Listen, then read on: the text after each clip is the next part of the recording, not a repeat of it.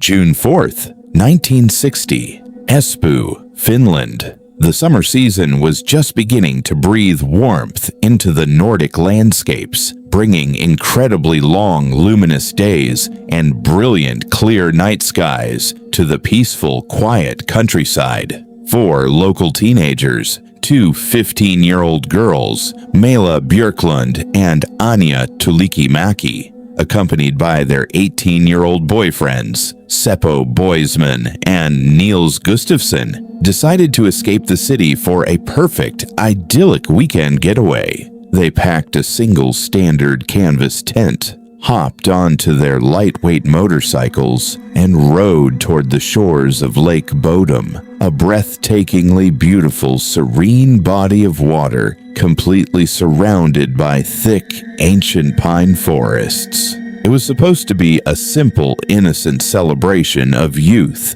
freedom, and young summer love. They carefully pitched their tent on a small, isolated grassy peninsula that jutted out directly into the calm, glassy water. They spent the entire evening laughing, sharing secrets around a small campfire, and listening to the soft sounds of the wilderness, completely unaware that they had just walked straight into a flawless, inescapable death trap. Sometime during the deep, silent hours between 4 a.m. and 6 a.m. on June 5th, while all 4 teenagers were fast asleep inside the cramped, dark space of the tent, an absolute living nightmare descended upon the camp.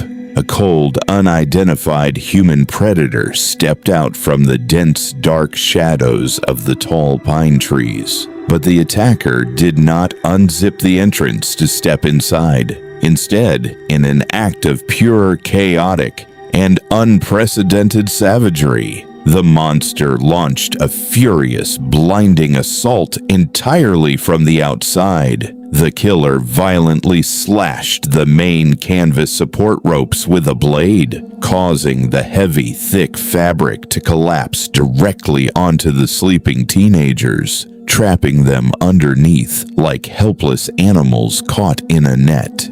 Through the suffocating heavy cloth, the invisible attacker began raining down a succession of devastating, crushing blows, using a massive blunt rock and a sharp, heavy hunting knife. The teenagers, completely disoriented, blinded by the darkness of the collapsed fabric, and trapped beneath the weight of the heavy canvas, had absolutely no way to fight back, protect themselves, or escape.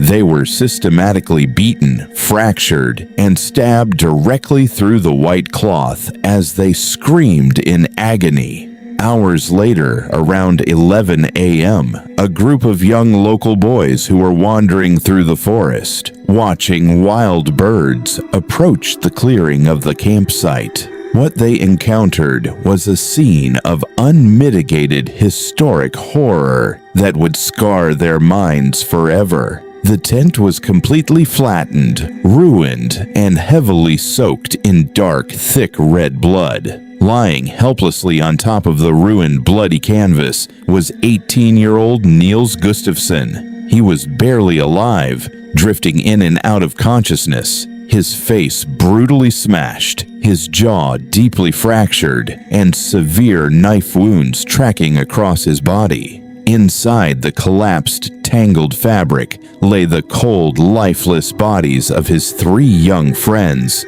completely butchered. The peaceful, quiet shores of Lake Bodom had been permanently and violently transformed into the most notorious, haunting, and terrifying crime scene in modern European history. When the local rural Finnish police forces finally arrived at the blood-stained peninsula of Lake Bodom, they immediately faced a catastrophic and unmanageable crisis. In the summer of 1960, the regional detective units were completely untrained, unequipped, and utterly unprepared to handle a complex, gruesome triple homicide of this immense magnitude. Much like the tragic mishandled case of the Black Dahlia years prior in Los Angeles, the pristine crime scene was instantly, completely, and permanently contaminated. The responding officers failed catastrophically to set up secure technical cordons around the peninsula. Within just a few hours, hundreds of curious local citizens, aggressive newspaper journalists, and passing tourists flocked to the site, walking freely all over the wet grass, trampling the muddy ground, crushing crucial footprints, and completely destroying delicate physical evidence long before professional forensic teams from the capital could even unpack their specialized cameras. But as dedicated detectives began to carefully sift through what little remained of the destroyed camp, they uncovered a series of deeply bizarre, chilling anomalies that defied all conventional criminal logic and textbook profiling. The mysterious attacker hadn't just committed a swift, brutal slaughter. He had engaged in a series of highly strange, calculated, and meticulous post-murder rituals. The killer had systematically stolen incredibly specific, random personal items belonging to the dead teenagers, while leaving high-value assets entirely untouched in the grass. Wallets stuffed with cash, expensive wristwatches, and valuable, rare camping gear were left sitting in plain sight, completely ignored.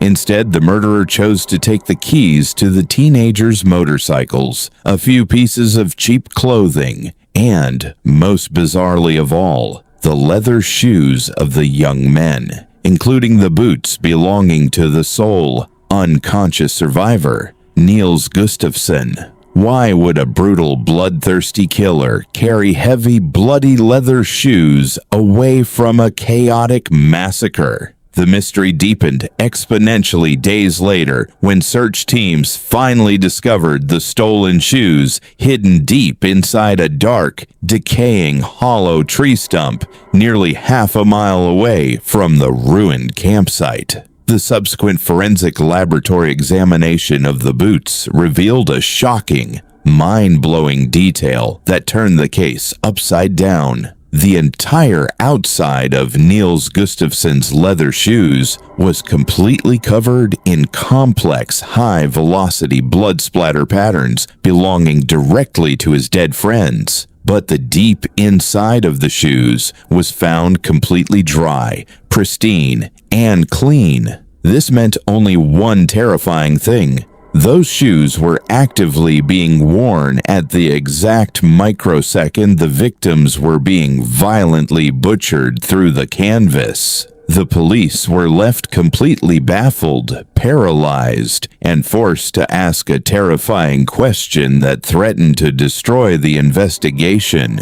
Did the mysterious killer put on the victims' heavy shoes to commit the slaughter? Or was the person wearing those bloody boots standing right in front of them all along, pretending to be a helpless victim? As the long weeks systematically turned into months, and the initial chaotic, deeply flawed investigation by the local Finnish police forces continued to run in frustrating, exhausting circles, the dark spotlight of public suspicion naturally shifted toward the permanent residents living around the misty, isolated shores of Lake Bodom. The dense, silent pine forest hid many disturbing local secrets, but one specific figure immediately stood out to both veteran detectives and terrified neighbors alike. His name was Carl Valdemar Gillström, a man widely known in the close-knit community as the Kioskman. Gillström operated a small, rustic, poorly lit grocery kiosk just a short walking distance away from the tragic peninsula. He was a deeply aggressive, bitter, and volatile individual who suffered from well-documented, sudden bursts of uncontrollable, violent rage. He harbored a profound, almost pathological hatred for the young campers and tourists who frequently visited the lake, bringing loud retro music, laughter, and summer bonfires. Over the span of several years, he had been caught multiple times by locals throwing heavy rocks at tents, aggressively cutting support canvas ropes in the dead of night, and setting loose his vicious, large guard dogs to actively terrorize young travelers who dared to pitch their camps anywhere near his private property. Following the horrific, bloody events of June 5th, Gillström's daily behavior took a truly bizarre, erratic, and deeply suspicious turn that caught the attention of everyone around him. Within the very first 24 hours after the brutal slaughter, despite the entire area being swarmed by police officers actively searching for clues, the kiosk man was seen by his direct neighbors frantically and systematically filling in a deep, mysterious concrete well located directly in his private backyard. He worked filled with visible panic, pouring heavy, thick layers of wet cement until the deep hole was permanently sealed, as if he was desperately, frantically trying to bury a dark piece of physical evidence or a bloody hunting weapon deep beneath the stone earth forever. Furthermore, his official alibi for the night of the slaughter was incredibly weak and fragile, completely relying on the trembling, stressed testimony of his terrified wife. Years later, she finally confessed to close personal friends that her husband had actually been missing from their dark house. During the exact midnight hours, the helpless teenagers were being brutally butchered in the dark. The psychological mystery reached its final chilling climax exactly 9 years later, in the summer of 1969. Overwhelmed by deep, inescapable psychological darkness, heavy alcohol abuse, and internal suffocating guilt, Carl Gillström walked down to the exact same cold waters of Lake Bodom and permanently ended his own life by drowning. But before he took his final fatal breath, he allegedly made a horrifying whispered deathbed confession to his closest neighbor, explicitly and calmly stating, "I did it. I killed them all." Despite this mind-blowing direct admission and his well-documented history of extreme physical violence, the Finnish authorities never formally or technically closed the case against him,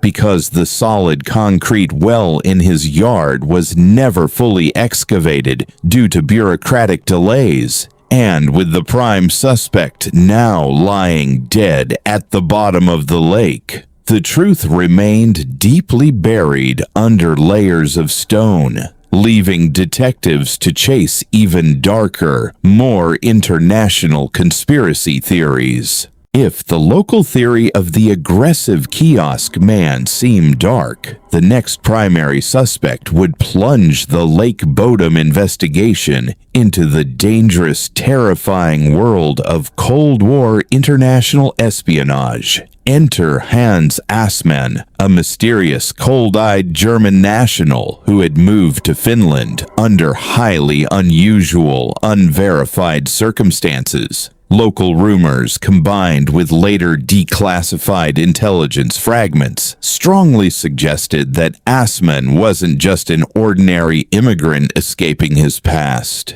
He was suspected of being a highly trained, deeply ruthless secret operative for the Soviet KGB, a shadow agent operating in the delicate, high-stakes geopolitical landscape of Northern Europe. On the morning of June 6th, 1960, less than 30 hours after the brutal slaughter had taken place at the lake, Hans Assmann walked directly into the emergency room of the Helsinki University Hospital. His physical appearance instantly sent waves of pure shock and suspicion through the entire medical staff on duty. Assmann behaved like a classic patient experiencing a state of severe psychological shock, intense panic, or adrenaline crash. His fingernails were completely black, packed incredibly tight with dark dirt, moss, and forest soil, and his vintage clothing was heavily covered in mysterious,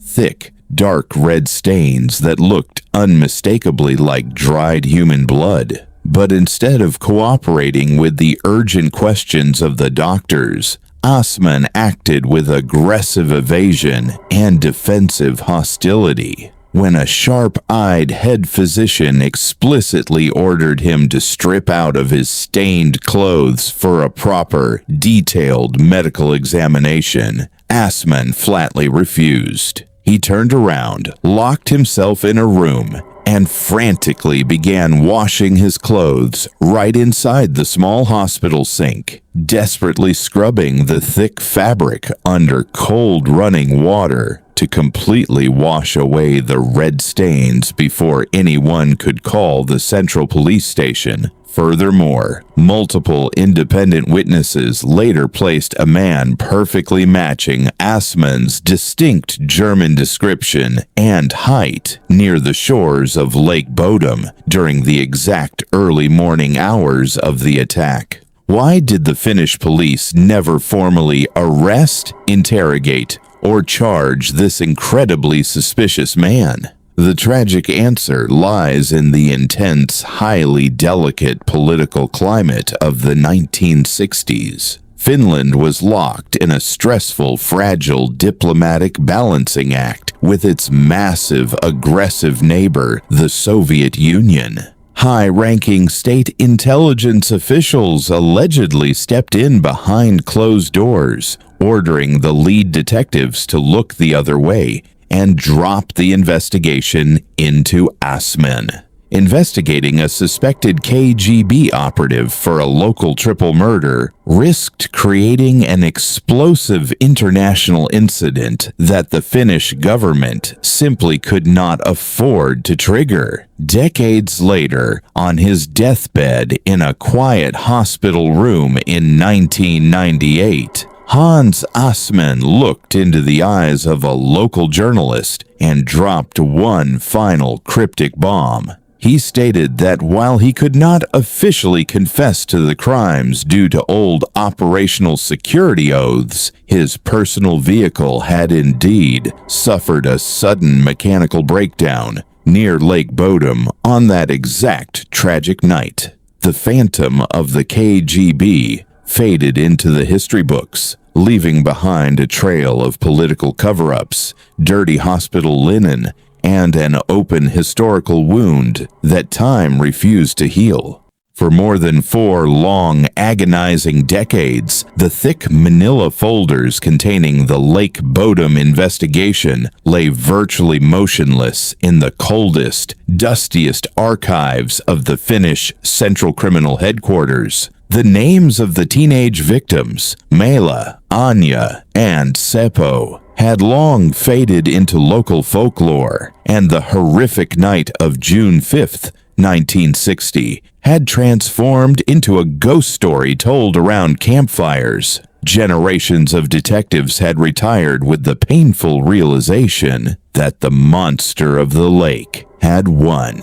But as the world crossed into the new millennium, a quiet revolution was taking place inside forensic laboratories. The science of DNA profiling, which was nothing more than a primitive concept in the late 20th century, had evolved into an incredibly precise, terrifyingly accurate weapon against cold cases. In late 2003, under intense pressure from the public and a new generation of criminologists, the Finnish authorities made a historic, monumental decision. They formally reopened the dormant Bodom files. A specialized forensic task force was assembled in total secrecy. They didn't just reread the brittle yellowed police notes. They went back into the evidence locker and retrieved physical artifacts that had been sealed in protective plastic containers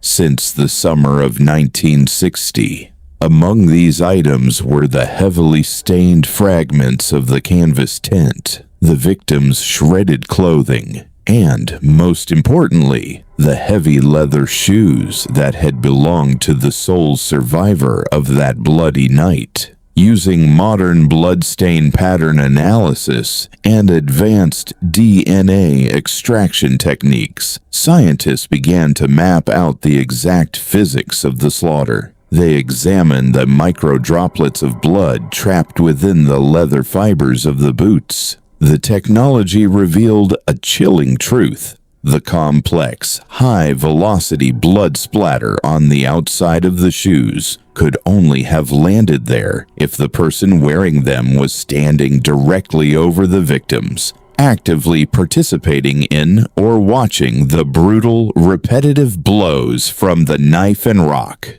On March 30th, 2004, the entire nation of Finland was struck by a wave of pure disbelief. Flashbulbs from dozens of media cameras exploded simultaneously inside the Central Police press room as lead investigators stepped up to the microphones to announce a shocking, earth-shattering arrest. The man currently sitting in a high-security interrogation cell was not a newly discovered local psycho, a dying neighbor, or an old KGB phantom from the Cold War shadows. The man in handcuffs was Nils Gustafsson, the legendary sole survivor who had spent 44 years being pitied by the world as a tragic victim. Now 72 years old, Gustafsson had lived a completely ordinary, quiet, and invisible life as a retired city bus driver and a grandfather.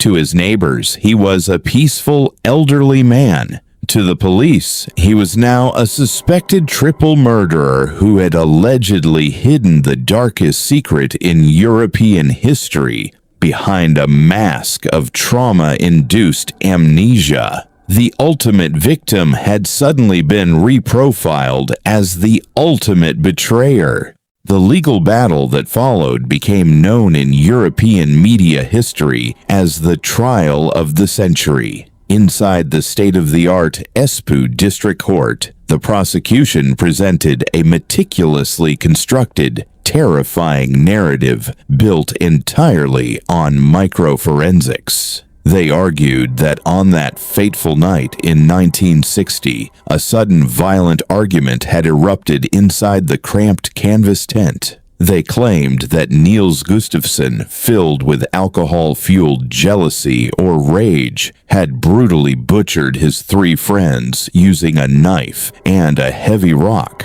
According to their theory, his own extensive injuries, the broken jaw, the deep facial lacerations, were not the result of a mysterious monster attacking from the outside, but rather the scars of a desperate, vicious life-and-flight struggle with his larger friend, Seppo Boisman. The prosecution asserted that after committing the triple homicide, Gustafsson had intentionally inflicted wounds upon his own head and face, strategically placed his own bloody boots half a mile away in the forest, and collapsed on top of the ruined tent to stage the perfect, flawless crime scene. However, the defense mounted a brilliant, scientifically devastating counterattack. They brought in world-renowned medical experts who destroyed the prosecution's timeline. They proved that Gustafsson's jaw fracture was a massive, non-commuted break caused by an immense crushing blow from a heavy object. Such an injury would have instantly knocked any human being unconscious or caused catastrophic spinal shock, making it physically impossible for an 18-year-old boy to walk half a mile into a dark forest to hide leather boots, let alone systematically mutilate himself to fool the police. Furthermore, psychological experts testified that Gustafsson's total memory loss regarding the exact hours of the attack perfectly aligned with classic trauma-induced amnesia, a protective mechanism of the human brain when facing extreme savagery. On October 7, 2005, the judges delivered their final definitive verdict. The courtroom was filled with absolute dead silence. The court ruled that while the new DNA evidence was revolutionary, it remained entirely circumstantial. It failed to provide a definitive smoking gun, an ironclad motive, or any proof that could survive 44 years of reasonable doubt. The official ruling stated that no alternative theory of the crimes, including an attack by an unknown outside intruder, could be excluded. At 72 years old, Nils Gustafsson walked out of the courthouse a completely acquitted and legally free man, later receiving a massive financial settlement from the state for his wrongful detention. To this very day, the mystery of Lake Bodom remains a deep, unhealed scar on the soul of Finland. The case is officially cold, and the identity of the monster remains unknown. When night falls over the glassy surface of the water, the tall pine trees still whisper the secrets of 1960. The true killer may have died in a quiet bed, or perhaps his ghost still wanders the foggy shores. The final legal chapter has been written, but the Book of Bodom will never be closed. The truth remains buried forever in the shadows of the Nordic forest.